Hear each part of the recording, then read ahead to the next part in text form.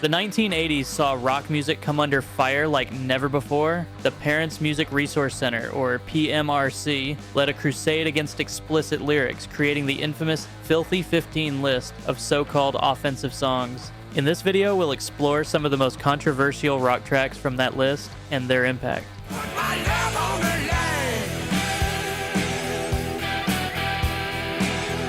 When it comes to AC/DC, their formula was simple: big riffs, bold vocals, and plenty of innuendo. And let's be honest, that was part of their appeal, but the PMRC saw things differently. Their 1980 track, Let Me Put My Love Into You, from the album Back in Black, was flagged for its suggestive lyrics and landed on the Filthy 15 list. One line in particular drew criticism. Let me cut your cake with my knife. Sure, it's obvious what they were implying, but AC/DC had been writing lyrics like this for years. It was part of their style, not some shocking new development. Yet the PMRC acted as if they had just uncovered something scandalous. The band didn't address the controversy, and honestly, why would they? Back in Black went on to sell over 50 million copies worldwide, proving that rock fans didn't need a moral committee telling them what to listen to.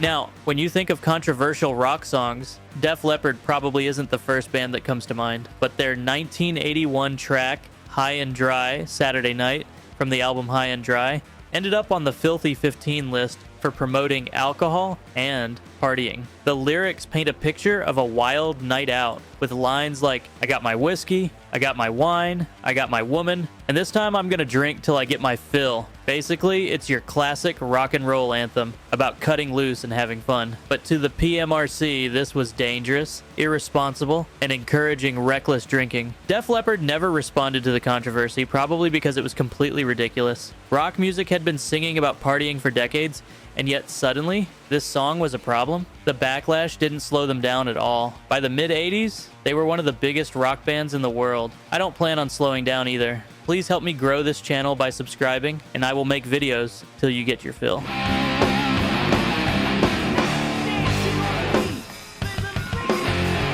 Alright, next up, we've got Mötley Crüe. And let's be honest, these guys were born to piss off authority. Their 1983 track, Bastard, from the album Shout at the Devil, landed on the Filthy 15 because of violent lyrics. The PMRC was horrified by lines like, out go the lights, in goes my knife, pull out his life, consider that bastard d-.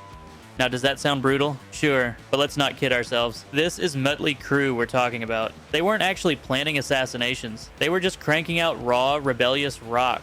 Nikki Sixx, the band's bassist, later called the PMRC's crusade a joke, saying, we weren't out there telling kids to kill people. We were telling them to party and have fun. And let's be real, if the PMRC hadn't freaked out, most people wouldn't have even noticed the song. Instead of stopping Mötley Crüe, the controversy made them even bigger, cementing their bad boy image forever.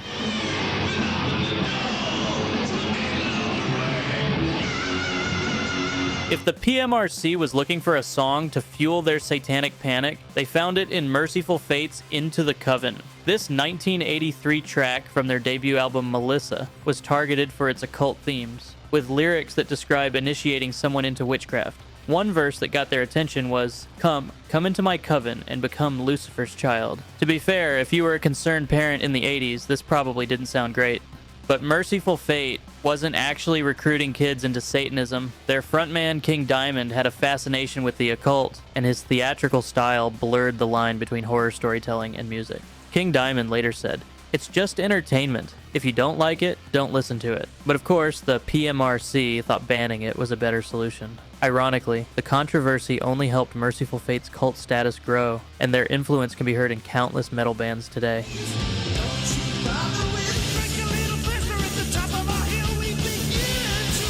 By the time Black Sabbath released Trashed in 1983, they had already been labeled the godfathers of heavy metal and the villains of rock music. But this time, it wasn't satanic lyrics that got them in trouble. Instead, the PMRC targeted this song for promoting alcohol and reckless behavior. The lyrics tell the true story of singer Ian Gillan's near-fatal drunken joyride around a racetrack. Oh, Mr. Miracle, you saved me in my hour of need. I was all drunk and busted up and fading fast on my knees. Now, let's be clear. This wasn't a song telling kids to go out and drink. If anything, it was a cautionary tale about the consequences of getting wasted. But the PMRC PMRC wasn't interested in context. If a song mentioned alcohol, it was automatically dangerous. Did the controversy hurt Black Sabbath? Not a chance. Trashed became a fan favorite, and Sabbath continued to cement their place in metal history.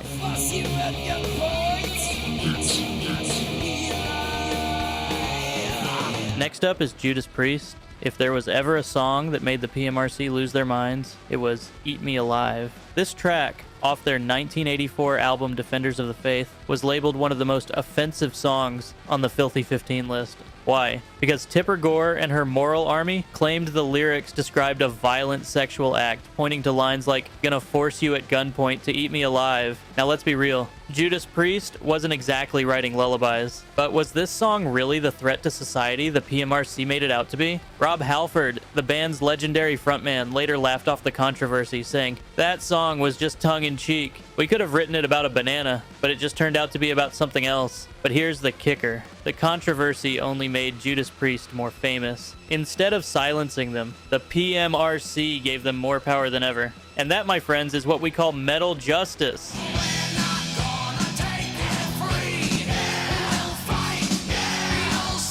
Now this one still baffles me.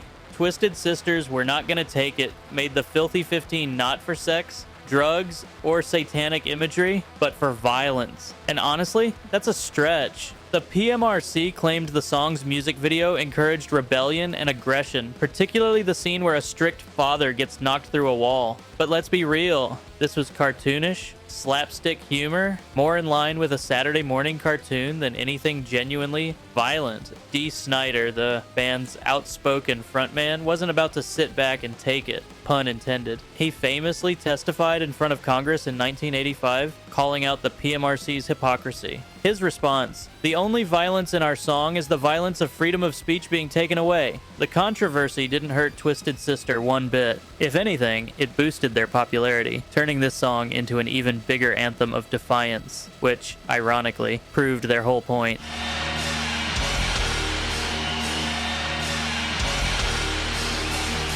If there was one song on the Filthy 15 list that almost seemed made to provoke outrage, it was Animal F Like a Beast by W.A.S.P. Unlike some of the other songs on the list, this one wasn't subtle. The title alone made it clear why the PMRC had a meltdown, with lyrics like, "I got pictures of naked ladies lying on their beds, I whiff that smell, and sweet convulsion starts a swelling inside my head." It's no surprise they saw this as the epitome of moral decay. But that was exactly what W.A.S.P. wanted. They weren't trying to play nice, they thrived on controversy. Even their frontman, Blackie Lawless, later admitted that he expected backlash. But when pressure from retailers forced Capitol Records to drop the song from their debut album, it only made fans want it more. Instead of censoring W.A.S.P., the PMRC turned them into legends of shock rock, proving once again that rock thrives on rebellion.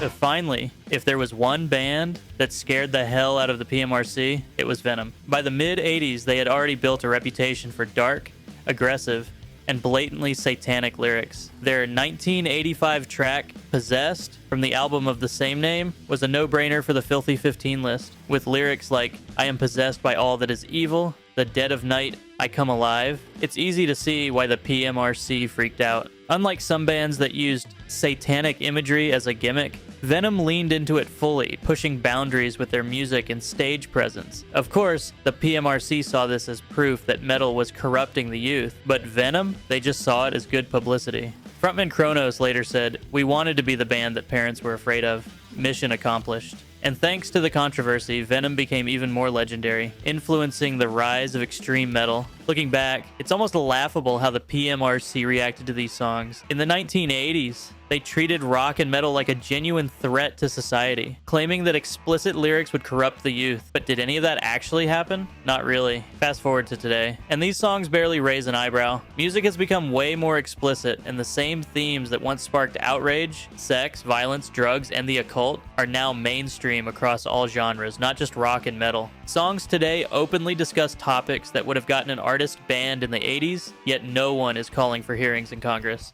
Ironically, the PMRC's attempts to censor music only made these songs more famous. The parental advisory sticker, meant to warn parents, became a badge of honor for rebellious artists. If anything, the controversy only strengthened the idea that rock music was about freedom, defiance, and pushing boundaries. In the end, the Filthy 15 didn't kill rock, it just made it louder. The PMRC tried to silence rock music, but they only made it stronger. The Filthy 15 controversy proved that censorship fuels rebellion, and rock thrives on pushing boundaries. Decades later, these songs remain classics, while the outrage has faded. If anything, the PMRC only helped make rock even more legendary.